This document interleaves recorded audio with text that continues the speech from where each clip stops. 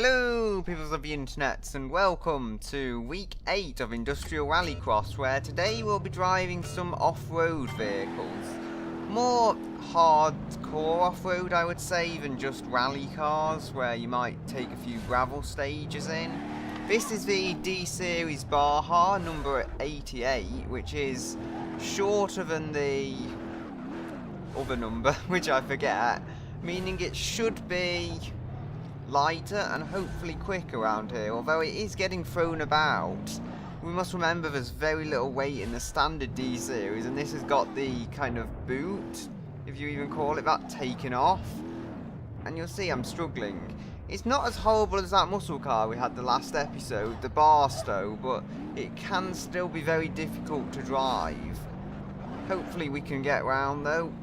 If any lap should be it, it should be a second lap of not completely messed it up here. I've somewhat kept it under control. Oh, misjudged that slightly, but we are still pointing vaguely in the correct direction.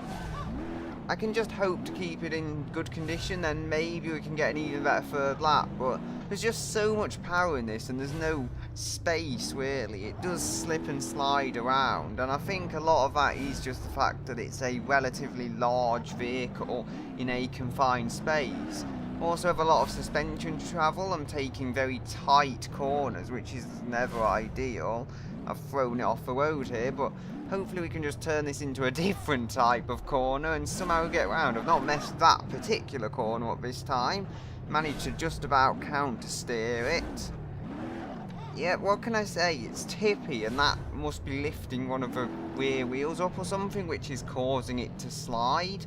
It's not too horrible though. The alternative, I guess, is rolling the vehicle, and that is not good at all. Also, we don't have any weight, and it's not got any particular downforce over that part of the car. 36 seconds. Given the problems it had, not too bad. Okay, so here we have our motor vehicle. You'll see there's very little on the way. There's a wall hoop, a chassis and a bed, and that's it. On the front we have this whole enclosed engine bay, all metal around there, remember, and that's before we actually get to the point of the engine bay itself, where we have quite a powerful, quite a large supercharged V8. It's just a bit too much power for this car under these circumstances. Mind, if we look at the leaderboard, we'll see we came just below an old full-size base model, well, the V8 base, and just below a off-road ambulance. And we came about 1.5 seconds quicker than a base model Iguan. So, although they aren't the quickest vehicles in the world, they are something, you know. They're not really slow vehicles, and considering, as I said, the difficulties this had round the corners, it's not done too badly. It did have just about enough traction to get away with it. And with that being said, on to the next vehicle. Okay, so here we have the Ibishu Hopper Custom. Slightly more extreme than the off-road car in terms of how it's built overall. It's got 31-inch tyres. And I say extreme with this, although it has only got about 160 horsepower from a standard inline 6 for this model. So it's not powerful, but you can see here I'm taking corners. And I would not at all be surprised if this is quicker than the D-Series, just by virtue of being easier to handle. Whoa, had a bit of a wobble there, but we're okay. Come on, try and get it round these corners. This is feeling nice though. 36 already, and that was not a perfect one. It was decent, but not perfect. You'll see as I can refine my lines here, instead of trying to keep a beastie under control like I was with the D-Series, it's a lot easier. You'll see all these tyre marks though, because it's understeering like mad and it's lifting wheels. It's not designed for flat surfaces, mind. It doesn't handle it badly at all. It's tipping less than a D-Series, or so it feels like it's tipping less. And second lap, again, we've got a solid time. Now I've really got to pull myself together for this to try and find the right points. There is huge amounts of understeer and not crazy amounts of power, and I've deflated a tyre, but I can try. Come on. The deflated tyre is affecting the handling, but I am still getting round corners. As I say that, I have a bit of an issue. This could be my quickest lap, don't get me wrong, but I feel I'm lifting a wheel and it's not quite putting power down as it should be. So one can only hope that it's quicker. No, it's not. But we're still beating the D-Series Baha with far less power than that vehicle. And again, we come to a car with a slightly damaged front end, but the front left again. Admittedly, it's just tyre damage here, so it's nowhere near as bad as what the D-Series Baha had when it eventually crashed into that barrier. But it's a very odd coincidence here. You'll see we have a nice roll cage here. Surprisingly, it doesn't seem as strong on the driver's side. That's slightly worrying. It also has very ETK-esque cloth on the interior, if I just show you that a bit closer. Very, very like the ETK-I series. I believe pre-refresh has very similar cloth there. This is from the late 80s to the early 2000s, so I think it's around the same era as that vehicle, and that makes sense, I guess you could say. It's just a very functional interior. I believe it's supposed to be resembling the Land Cruiser, but it makes me think of a Jeep as well, and somewhat a Land Rover Defender. But anyway, we've said what needs to be said, so I'm going to move on to the next vehicle now. Next up, we have the CRD Monster Truck. A very interesting vehicle because, well, it's a monster truck. Also, I seem to have my hazards on. Not sure what that's all about. I don't think you even have hazards on this thing. There is all-wheel steer available if you enable it. It's not enabled at the moment because I'm just using the vehicle as it is. You have to go to a parts menu to get all-wheel steer. But it is there. This thing is massive.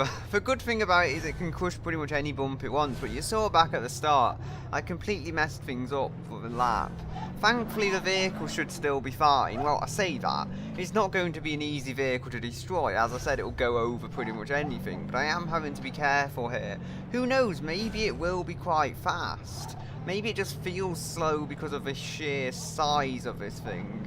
It also feels like it's not going to get through the start-finish line, but it gets through there no problem. Massive rock there, and it just went over it. Another car would probably have ruined the lap after that, but this, it doesn't mind at all. I'm sure it's not going as quick as the quickest vehicles we've had, that's for sure. 45 seconds isn't that bad considering we had a spin.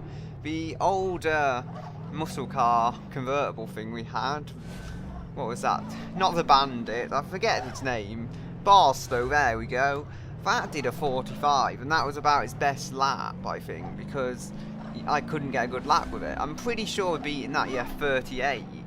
I think for the size of it, and how wobbly it feels round corners, it's doing quite well. It's very, very soft. I can't get around it. It's so soft, it's affecting the cornering performance. But if I can just about hold this together around the corners, I think, even if it doesn't seem particularly quick, I can pull some speed out of it. You'll see it oversteered there, but because of where the wall was, I could kind of get away with it, and I'm going the wrong way now. It just got the suspension in the wrong kind of wobble. 38 seconds though, it's not dreadful. It's no sports car though. We've beaten both the buses and just came below a Leaderboard. Actually, the time?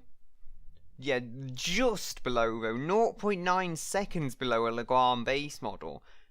So, here we are over the line, we can just zoom in. I've put my indicator on because I'm confusing my controls, but seriously, it's a monster truck, it is huge, and the time being a 38-second time is not the most impressive time in the world, no, but we have beaten both the school buses, so I'm inclined to say it moves well for a vehicle of this size. Look at that transfer case. Again, I turned my indicator on.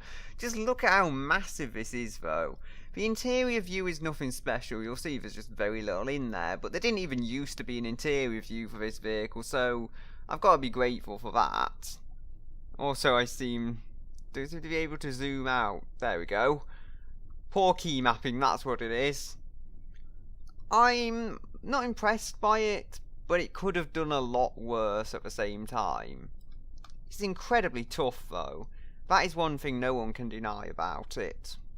Next up, we have a Roma with a very confusing name. This is the Roma XL V8 4-wheel drive XT 7-seater. It is basically an extended Roma with some seats in the rear, but this version also has a load of luxuries.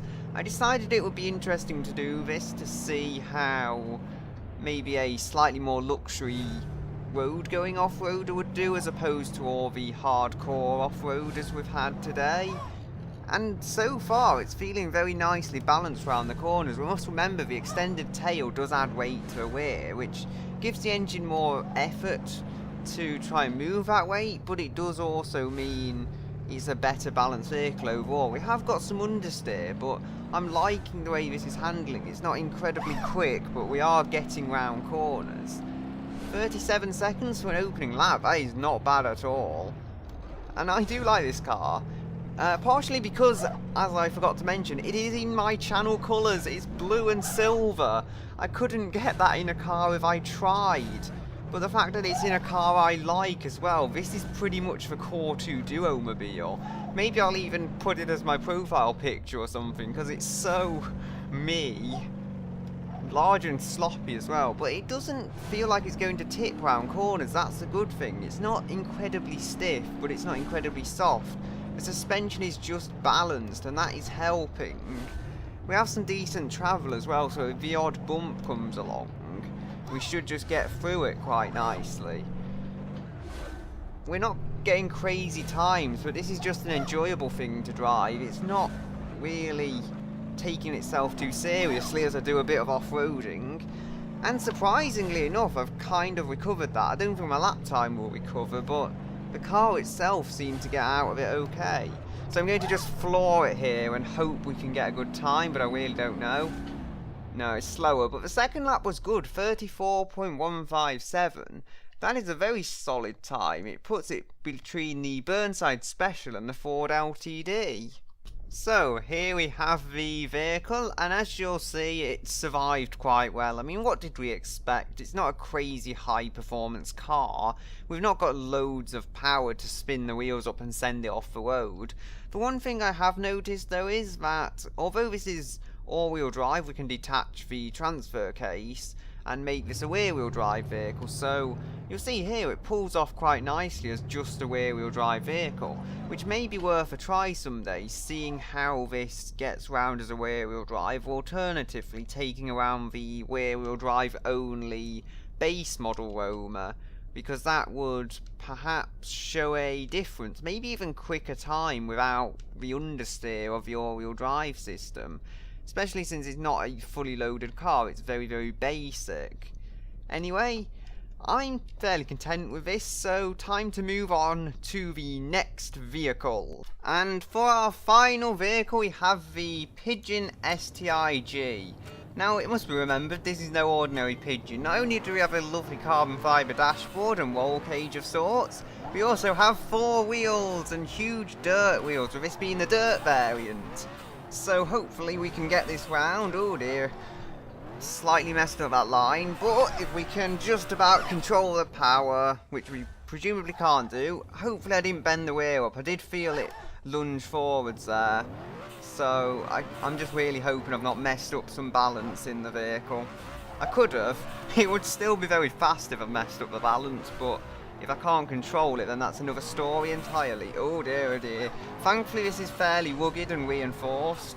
Not like the Monster Truck. The Monster Truck would go over anything, other than perhaps the start-finish line. That might be a little too big for it to handle. This is not, but it can cope with a fair bit. It is very tippy, very wobbly. Oh dear. That curb caught me out again. Come on, our third one will be good. It's just somehow there I pushed it a bit too far. You'll see. Squishy rally suspension, and I don't want the handbrake on. Yeah, my button layout's a bit funny, but we're still going, and amazingly I haven't destroyed the vehicle. I've destroyed the rear wing, but the vehicle's good. Right, so I get a good powerful one onto the third lap. Try and brake steady into here. Oh, delicate on the power and then floor it, and then brake hard. I'm just thinking so much trying to keep this under control, but at the same time we can't spin it. We have to be careful and considerate, yet we have to be brutal with the power when we can be, when we get out the corners, because that's how we can use the speed of this thing. Going to floor it now, floor it, and just hope. Had a tiny lift off there, because I feared I wouldn't make it otherwise. That was a good time. That was a very good time. Below 2 hill climb vehicles, and 3rd overall. That is not bad.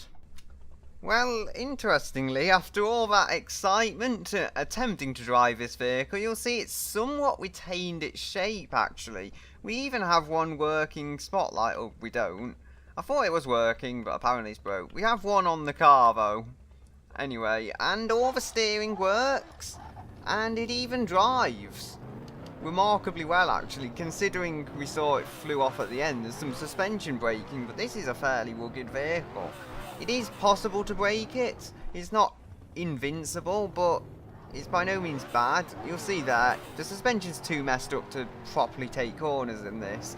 I threw the car away basically on the 3rd one just so I could get a faster time, but it's a very functional machine, so, you know, I'm happy with it. And a 3rd quickest time. It just seems when you have all-wheel drive and a load of power, you can immediately make really good lap times out of your vehicle. We've seen this before, the ETK perhaps being the only exception, just being a handling rear-wheel drive car, which was very nice to drive actually.